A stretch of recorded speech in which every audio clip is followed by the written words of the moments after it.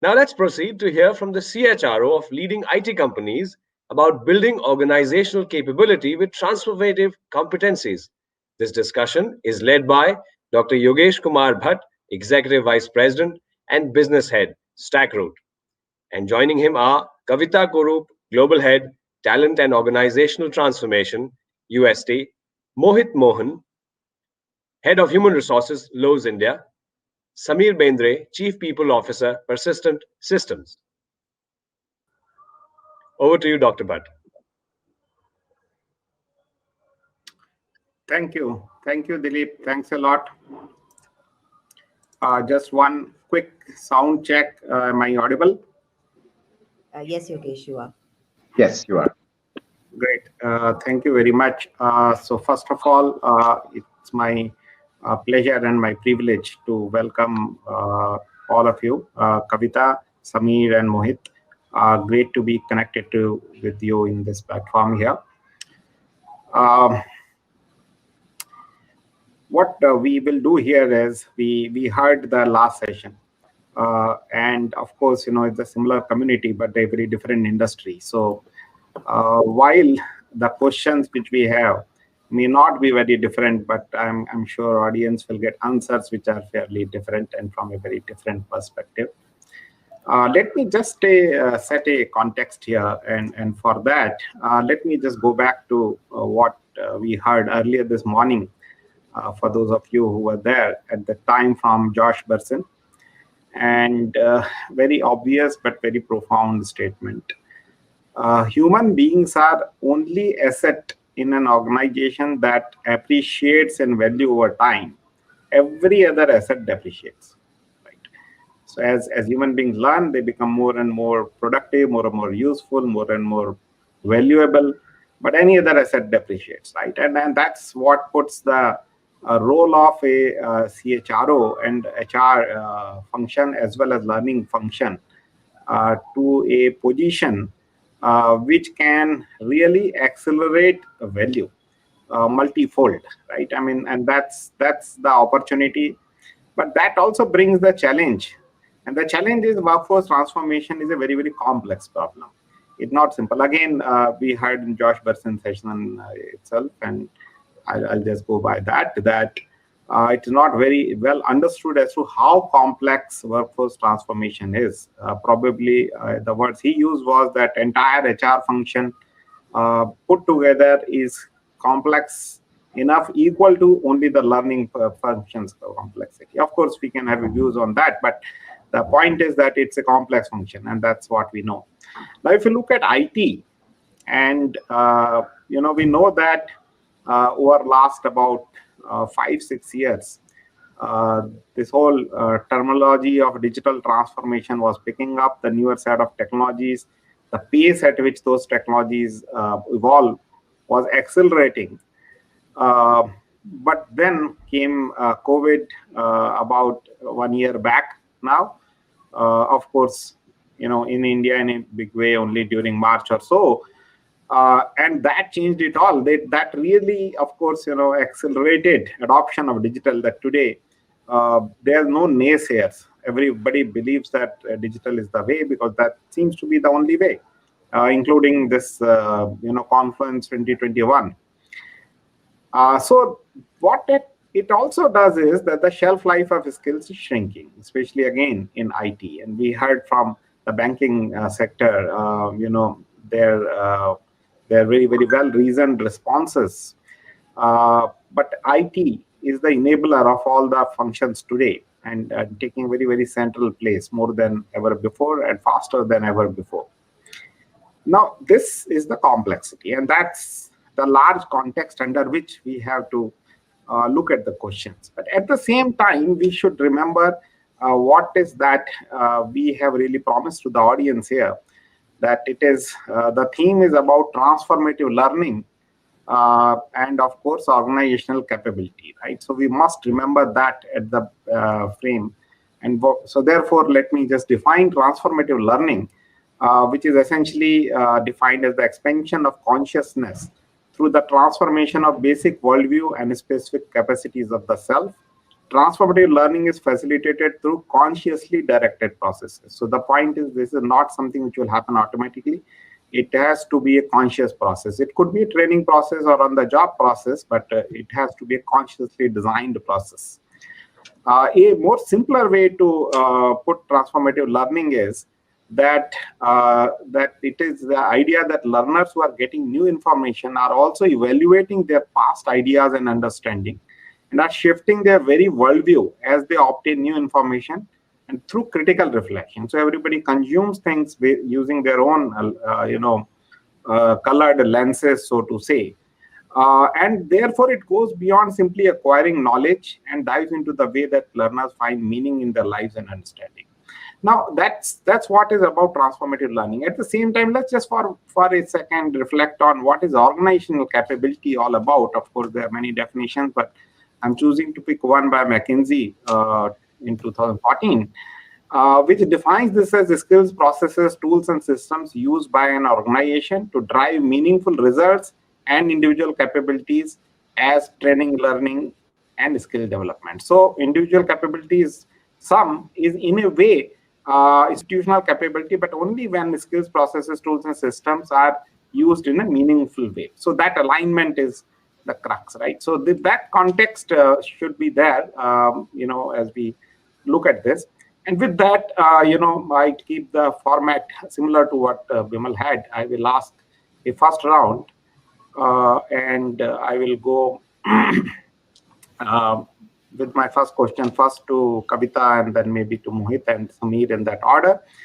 And that question is about transformative competencies now, and we should figure out what transformative competencies are becoming extremely critical. But here I will also use one quote from what we heard from Rajesh Nambiar just some time back, a very powerful session we had. That there is a need for every leader to understand what digital technologies can do. So there are few people sitting cannot decide, like probably they were doing till some time back, that what digital technologies can do, and therefore drive that agenda. Today, every leader needs to understand. So that's also part of the context in this question. So the set of questions which I have now is that what are the top three, maybe four transformative competencies which are role agnostic, which you need for your developers as well as to your mid-level to your senior level? Are there such? And if they are different, then let's say that way. Has pandemic changed this list, or even maybe the prioritization? So are something more important today than they were earlier? And what is that your organization is doing to deal with or to develop these kind of transformative competencies? So with that, over to you, Kavita. Would be keen to hear your response first. Thanks, Yogesh. I thought it would be one question at a time. You've given us a barrage of questions to think about and answer. So hopefully you'll keep me honest and make sure that we follow the pattern and answer all the questions that you have put up. So the first one I think was spoke about the three or four transformative competencies. Considering UST's world of work, I think expertise and mastery in digital and technological competencies are most critical. So besides automation, robotics, AI, ML, the current demand scenario also puts our focus on cloud technologies, data science, full stack development, be that in any core technology area like Java, .NET, SDET, or those are the key competencies that are critical across the career levels within the organization. Another competency cluster that have become extremely critical for us are high order thinking skills like creative cognizance, issue based problem solving, lateral thinking, etc. And I think it's important to mention two very critical competencies that have come up, which is growth mindset and building and sustaining these meaningful relationships in virtual workspaces. And I think as organizations, we need to focus on building our associates' resistance, resilience, not just for the short term, but also for the long term. A focus that can allow these organizations to increase their resilience, in the face of this constant change. And the last few months have been extremely representative of the disruption that we have been seeing within the organizations and the industry as well. So I'd like to just present, a three-pronged approach to learning that we like to implement here at UST. One is looking at what is the current demand from a technology standpoint. Second, what are the new age skills that will become relevant in the not so distant future? And third, what are the human skills that really build character, mindfulness, resilience, and humanness? So we're really looking at putting together an approach that considers, not just the dynamic nature of the jobs, but also the equally dynamic potentials of people to reinvent themselves. And for us, this pandemic has brought about a lot of change, right? So remote has really got two very distinct meanings. One being, that it is operating effectively from a distance, and the second being very distant and unapproachable. We'd like to be the first, where we are operating effectively from a distance. So while technology expertise and masteries have been critical, what has gained prominence is a humaneness element, whether it's in problem solving, managerial capabilities, leadership competencies. Care has become a virtue that has gained a lot of prominence for us. And what we've done is roll out something called a DigiB campaign, which is digital behaviors, where we try to help people, not just managers, but everyone across the organization, looking at leveraging digital ways to build these personal connections and strengthen working relationships, because that turned out to be a very important core element for us to continue doing what we do, and making sure that we stay true to our ethos of transforming lives, which is something that we all very passionately believe in. If I'm right, there was one more question that you had around what are some of the initiatives that we did across the organization. So I'm going to go back to our three-pronged approach. So let me talk about first what we've done from a technology standpoint, right? The first thing that we did when we got the pandemic per se was we rolled out a program called 21 Days of Transformation. So we essentially told people to look at the travel time they took to get to their place of work. And we created a host of learning journeys that they could choose from, where they could use that time and convert that time that they used for traveling to actually learning and upskill their technology skills, and then connected that to roles available within the organization, so that at the end of 21 days they were not only upskilled with a technology skill, but were able to explore higher order roles within the organization. What we've been doing consistently over a period of time is, of course, boot camps, where we take a group of people who have been identified and run them through programs like Java full stack, and SDET. And you are an extremely important partner for us in that journey. Yogesh Takrut does that for us as well. So we do that, but we combine it with a lot of interventions from UST, where we have senior leaders, program managers and associates buddy mentor these people, so that even though there is a virtual world in which they are learning, they connect with the organization, with the real life is maintained at any point in time. Moving to the second one, right, which was the new age skills, we started something called poster courses, which were micro learning bites on new age skills like data science, cloud, blockchain, AI, ML, cyber security. So we thought that, at times you just need a reminder that these are the core skills that are really essential and which will take a lot of prominence in the not so distant future.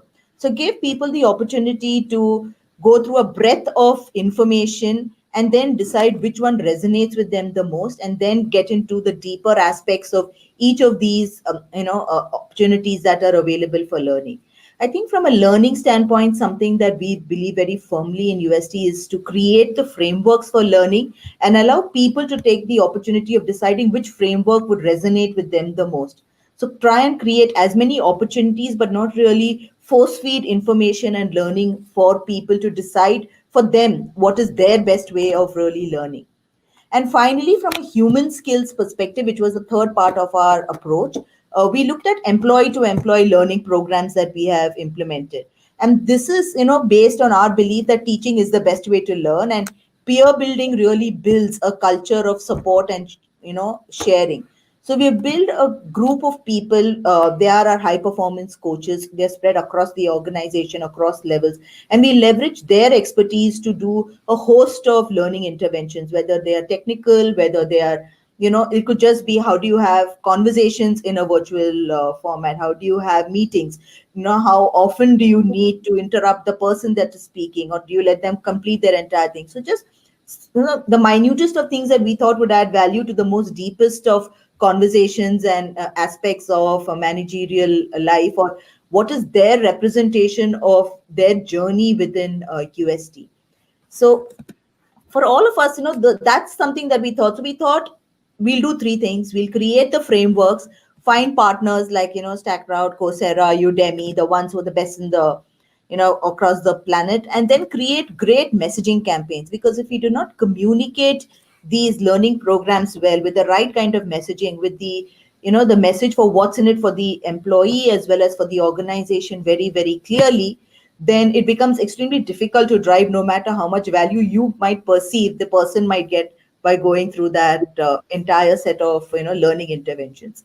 So with that, I hope I've got all the questions down, and back to you, Yogesh.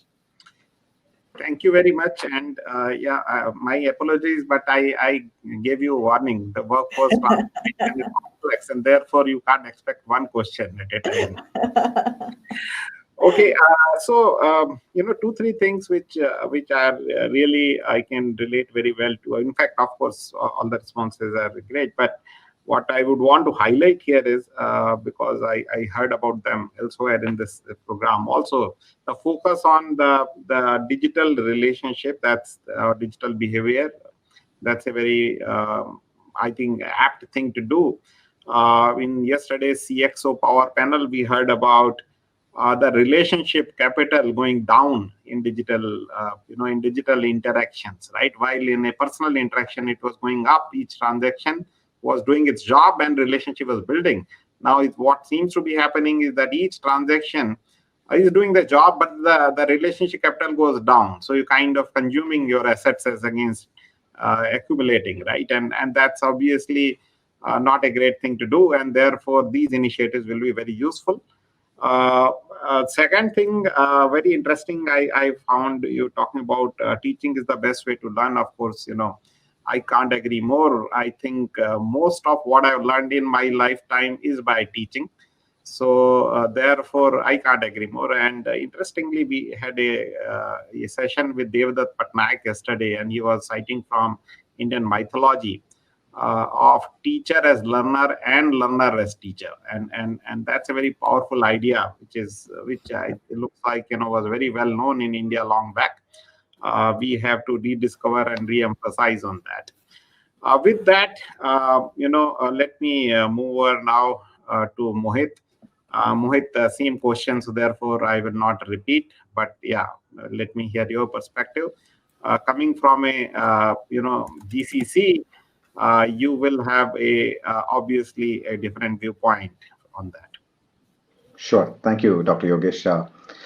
So very interesting question, right? And I was just introspecting as Kavita was talking, and for us being a GCC, Lowe's is a home improvement brand, a large Fortune 50 company, and what we do out of here is really provide technology solutions back to the parent organization. So what are those competencies? And I think Dr. Yogesh and Kavita, as we were talking, I could absolutely resonate to what I was thinking of for this question. And for me, the first competency, I think, which really for us at Lowe's stands out is really around building a digital persona.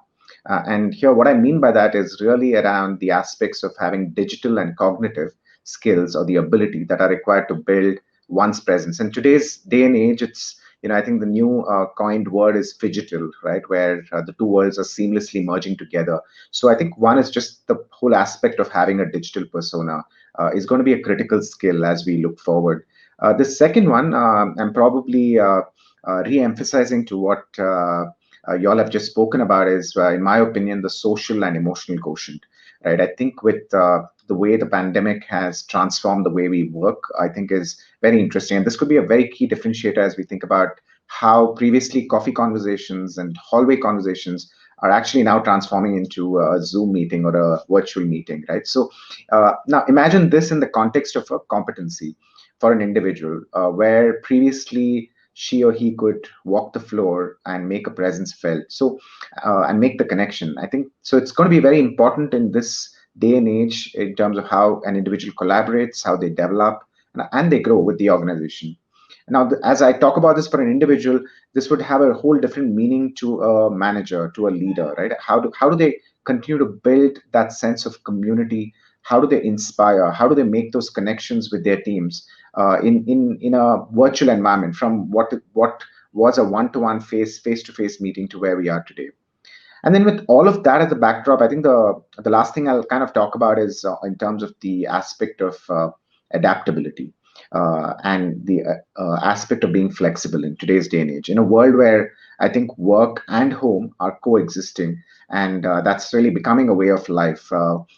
It's a new competency that was probably non-existent in our ecosystem, which is the ability to balance, manage stress, and build resiliency in both the worlds, right, under one roof. So in that context, for especially for ITES organizations like ours, I think this is going to be a mainstay. This hybrid approach, even post-pandemic, this is going to be a mainstay for us, and hence the competency would be critical as you think about the ability to demonstrate flexibility and adaptability.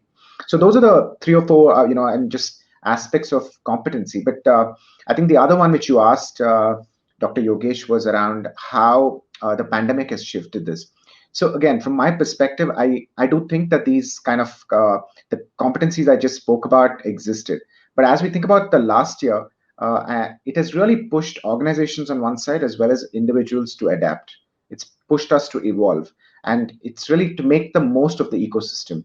Now, in the business we are in the business of home improvement, right? So obviously, the business was good because people are spending more time at home. People are renovating homes in the markets we operate in. So it was good. But what also happened is we saw an incremental, like three-digit digital growth that happened.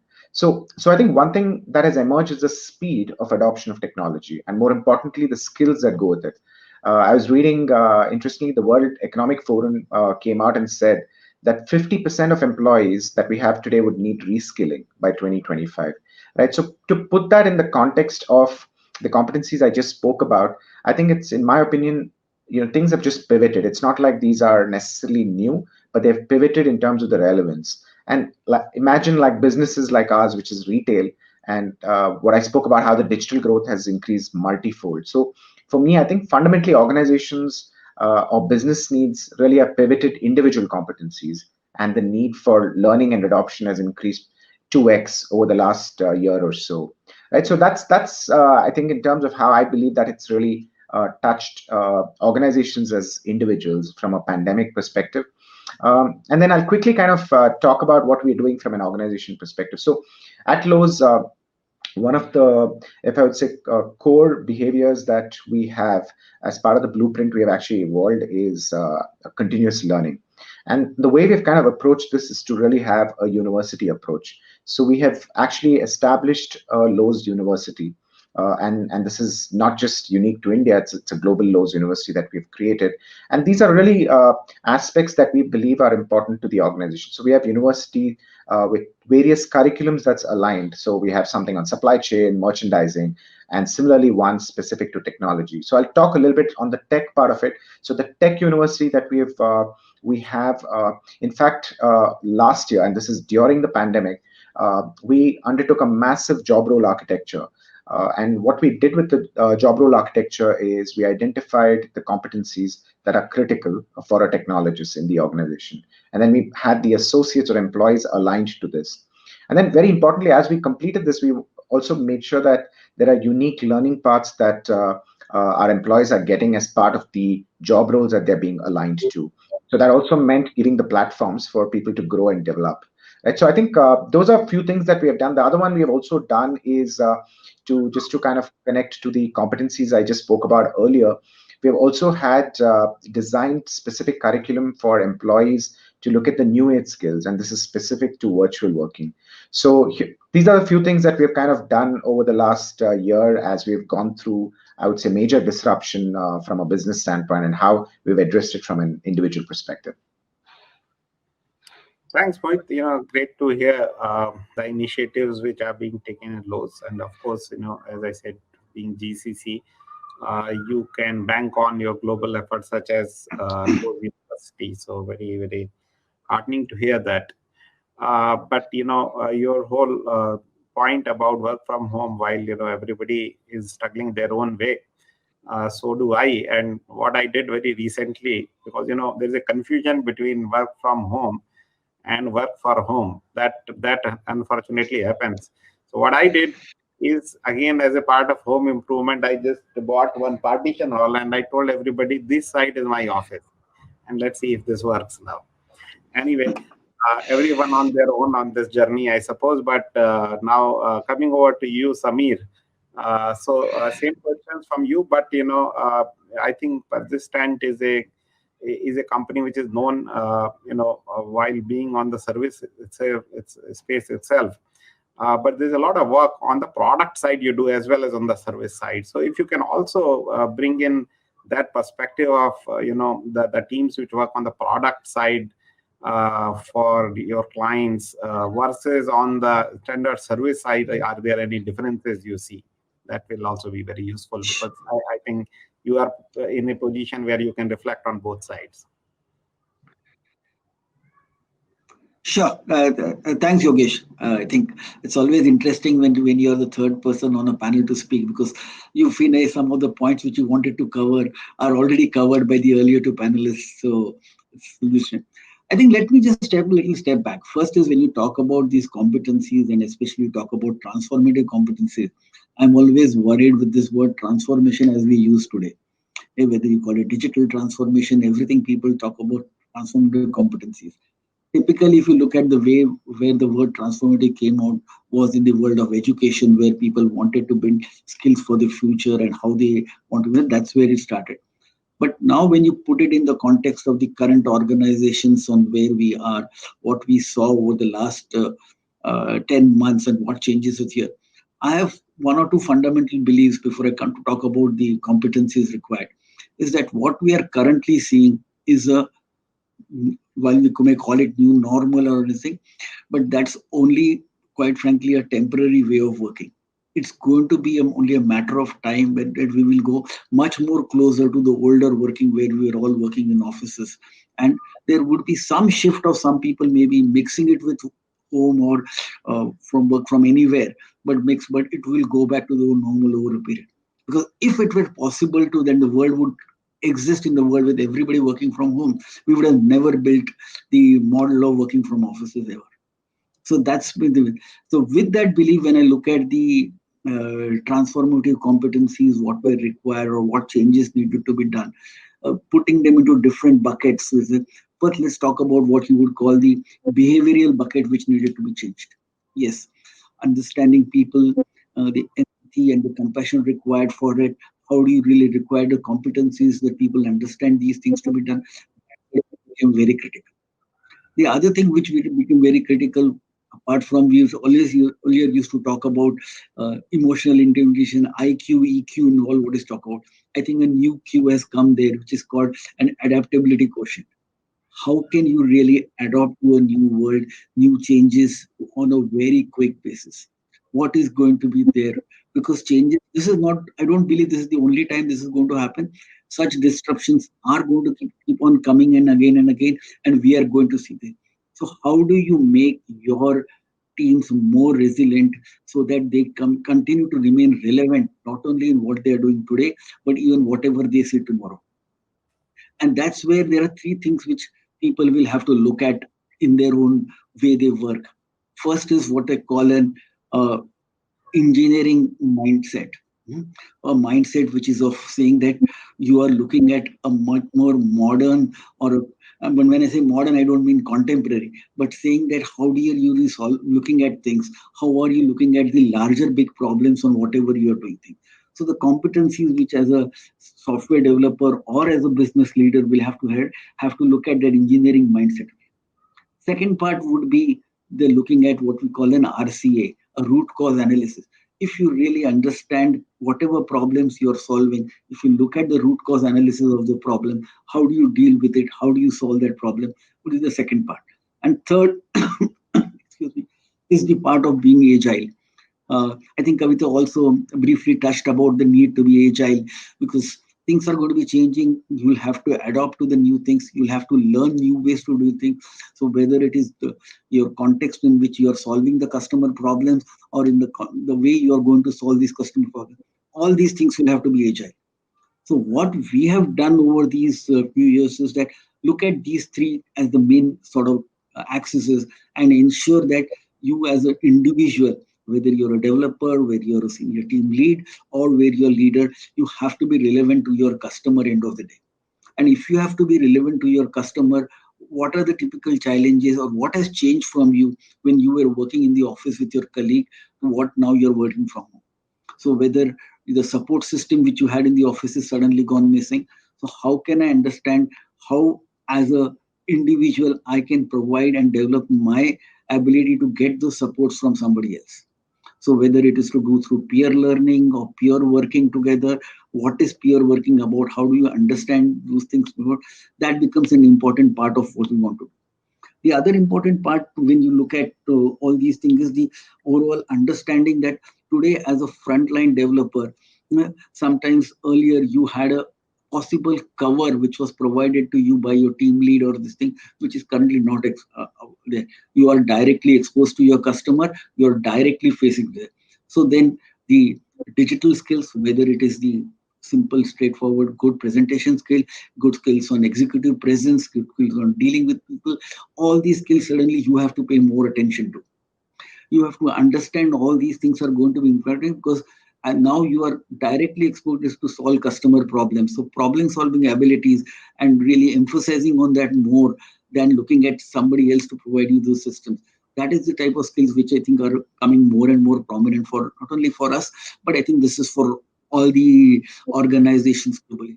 And as we grow more and more digital, more and more cloud-based, some of these things where it will be an individual who will be exposed sometimes and not as a team, I think that will be very important. Now, coming to your second part, which you spoke about what it works with the services and with products. So the way we have been working, I think our product teams have always been pretty distributed. And they have really been dependent on sort of comparatively their exposure to the direct end customer is always a little less limited vis-a-vis the services industry, where you are directly exposed to the person whom is you're expected to give an outcome. So to that extent, I think the product teams have a slightly easier way of life in because of this change, while the services industry is much more impacted. But having said that, I think everybody has understood that there is going to be a juggling, there is going to be a balance of work required, there is going to be immense support system which is required. So empathy, compassion, looking at these things, this is where you will have to look at everything. Of course, last but not the least, the need of digital skills will also have to improve because you're going to be depending on them more and more.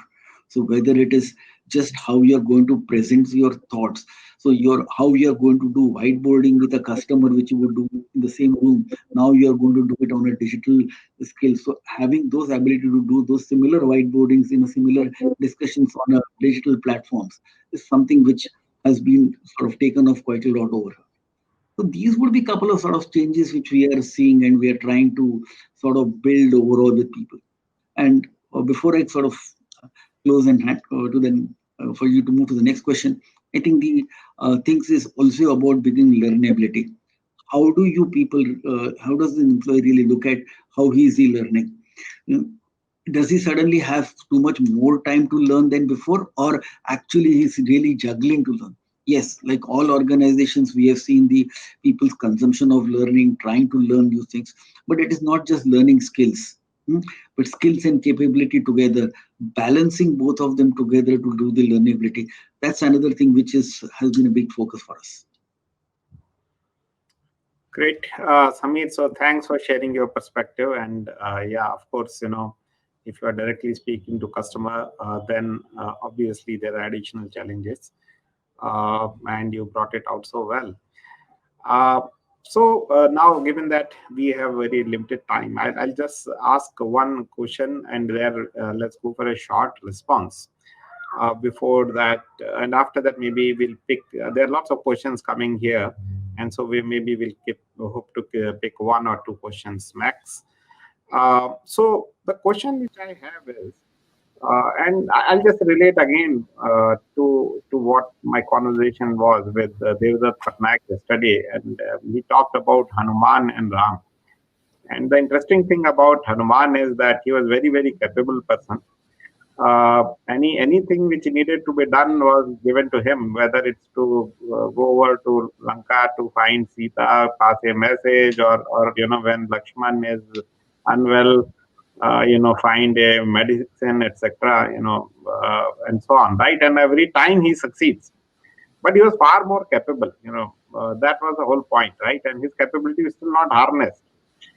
He was never asked to do more, and he could have done whatever, right? So now that brings me to the point. So Hanuman was in a pivotal role to me, I have to say, see here, right? And what are the pivotal roles here in your organization? And how do we harness, the individuals who occupy those roles? If you can have a short response on that, and this time I'll change the sequence. Maybe Mohit, if you can go first on this. Sure, absolutely. So the way I would kind of look at what I would categorize as pivotal roles. First of all, I think we what we've done is we've categorized roles in the organization as what we call providers and enablers. And for us, enablers are really your frontline supervisors, managers, leaders who ensure that the work that we do is getting orchestrated, the projects that are being managed to meet the needs of our business or customers, right? So that's broadly what we call as enablers. We of course kind of want to make sure that that's managed to a certain percentage, but then I think the backbone for us really are the providers, and what I would call as roles that are really helping us kind of drive us to the next level. So for us, that's really what I would categorize as critical. And in the context of technology, I think one would be just the engineering talent. I think that's one for sure. The second, going back to, I think, the aspect of product management. For us, clearly, product management is the way we have kind of structured ourselves in terms of products and services. So product management is the second. And the third is really around the architecture, which is our enterprise architecture and how we look at that. So if I have to specifically deep dive into just the engineering talent, at the core, it would be technologists and technologists who are technology agnostic. I think that's very important as we think about critical roles or pivotal roles. So it's no more technologies we're talking about, but that being agnostic, and individuals that can traverse the spectrum of the enterprise, and of course open source technology. Another critical aspect in the aspect of engineering is also the data engineers. I think that's another area as we think about it in our context. So data engineering and of course analytics that sits on top of it. So how do we personalize that experience for our customers? So these would be the critical roles. What I would kind of categorize, Dr. Yogesh, and I think just to aspect of skills that really, I think, for these critical roles, one is really simplification. Today, the biggest premium organizations pay for is making the complex simple. So I think for critical roles, I think one very important aspect is the aspect of simplifying the experience, irrespective of how complicated the lines of code or algorithm is at the back end. The second is learning agility. Can't emphasize this more on this panel in terms of really making sure that we're investing time on self and the speed of adoption, right? Both are critical. And the last one really for these pivotal roles or critical roles is having a global mindset. So it's no more about solutioning for a particular microservices or writing lines of code, but we need to think about the customer. And here, who's the customer? I think the customer is really the person who's shopping online or who's walking into the store. I think that is a customer at the end of the day, and really that has to be top of the mind. So yeah, so these are the few things, Dr. Yogesh, from my perspective. Mohit, thanks a lot. And this whole idea of simplifying, since you mentioned, I think Samir also was talking about engineering mindset, and one of the key things for an engineer is to hide all the complexity behind and present something very simple. I think that key capability engineering is coming back to fore, and very heartening to see. Engineering became a very misused profession because of the number of people who are graduating engineers but not really acquiring the mindset. But I think that's coming back, heartening to see that across organization. Given that we don't have much time, I will not, just to be fair to audience, I will pick one question from audience here now. So there is one interesting question coming in. how can HR leaders maintain a fine balance of emerging, existing, and legacy skills needed to drive the organization at its transform response to disruption? Now, that's very, very specific to IT, that you sit with legacy and you build, right? I mean, today you'll have people in mainframe and so on and so forth, but you'll have people who are learning a language which has just born one month back, right? So maybe Samir, this time giving you the, can you answer this first? Sure. See, if you look at the way, if you look at put yourself in the place of an employee, or say for the individual who is working, as he will remain engaged to an organization until his CV keeps on improving. And when I say his CV keeps on improving, he has learned something. Doesn't mean that he's going to shop around every day, but at least what he has learned every day, so that he believes that he is elevated. So that is where the challenge it comes in when you look at legacy skills and with the modern skills. Because if you sort of keep a person continuously on legacy skills, he believes that his value is going down and he's not improving. And until he, so that is the critical balance which you will always have to drive. And this is not relevant to just these times. That is, it was relevant earlier too, that today people needed to balance out both of this. How do you ensure that the work allocation, the challenges thrown on him are balancing both of these together? So the way we have been running this in our whole, what we call persistent university, and quite frankly, proudly, we are one of the sort of award-winning corporate universities for years together now. We have been doing this, is that running the whole learning and development as a university. The whole concept about university vis-a-vis a learning development center is that you can learn and upskill yourself and choose whatever you like to do. It was not always directed towards what the organization just needs today or something which I need to deliver to the customer today. Like in university, you can choose what you want to do while you're doing completely, you're working on data science and on one side, but if you want to say that I want to move from there to look at some other particular technology or develop some other additional skill, you can look at doing that. So how do you give the employees understanding that you have to balance both these things to move forward is what we have been driving. So that is why people have been choosing very, very diverse things to learn. So somebody who's learning DevOps on one side and also start doing something on blockchain on the other side, and start learning two different areas at the same time, so that the person remains relevant in the future, but while keeps doing his job. So that is where you sort of encourage people to do a lot more things. So that's what we have been sort of hopefully maybe to manage this balance. Thanks, Samir. Thanks for that response. And since we are just running out of time, I'll just take one question for Kavita now. And I think, Kavita, there's a question coming where you are named as well. And I'll just merge it with the previous one. This is about how do you measure effectiveness of your capability building initiatives? Is there any ROI measure which you use?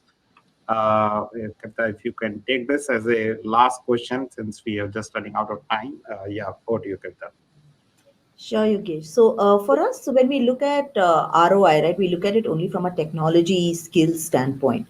And over there, we have very clear metrics of calibration. So even before somebody enters into a skilling program, there is a very rigorous calibration exercise that they undergo to see whether they have the aptitude to learn that particular skill and whether they would be able to take on that skill in the requisite amount of time that has been allocated. Because one of the things that we're really trying to do is increase their speed to productivity, right? Make them billable as soon as possible. So the programs are all crunched and they're really, really extensive and intensive.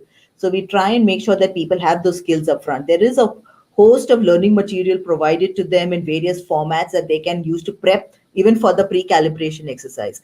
Once the pre-calibration gets done, then there are checkpoints that happen throughout the entire course of the learning interventions, and then there's a post calibration that takes place, and there are extremely stringent steps that are taken if people do not clear that post calibration, because there is a lot of investment being done, not just from a financial perspective but also from the time and energy that senior leaders and mentors within the organization are providing to the people who are taking on these learning journeys. So as long as the intent is right, we will support and make sure that people have the right kind of ability to really go through these learning programs and deliver and The moment they clear those particular certifications or programs, then within 30 to 60 days, they are moved into a higher order role. So there is a direct outcome of application that they can showcase within their particular role, if they go through these learning interventions. So that's how we measure it from a technology standpoint. For the programs that we use from our behavioral or human capital programs,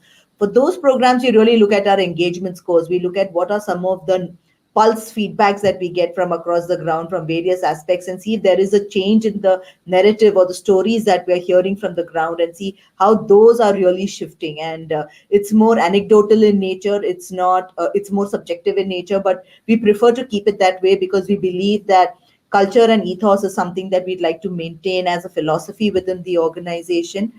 We very firmly believe in driving our values of humility, humanity, integrity, and that becomes a cornerstone for any of these interventions that we drive. And we see that exhibited in various formats that our people come up. So storytelling becomes a very important aspect for us to measure that kind of an ROI. So it's not the number of stories, but the quality of stories that really come out from the ground. So that's the way we really measure ROI at UST. Thank you very much, Kavita. Very well said. I think technical skills can be measured more by assessment and deployment, but it's more observations, which is what will work, and that's what you're doing. Great to hear that. Great to hear all of you. Thank you very much. I think I personally learned a lot in this interaction, and all the best to all of you in your journeys and what you have explained here and otherwise. And thank you very much for joining again. Over to you, Dilip. Thank you. And thank you all the other speakers. Thank you very much for a very fruitful and a meaningful Thank you. discussion. Thank you.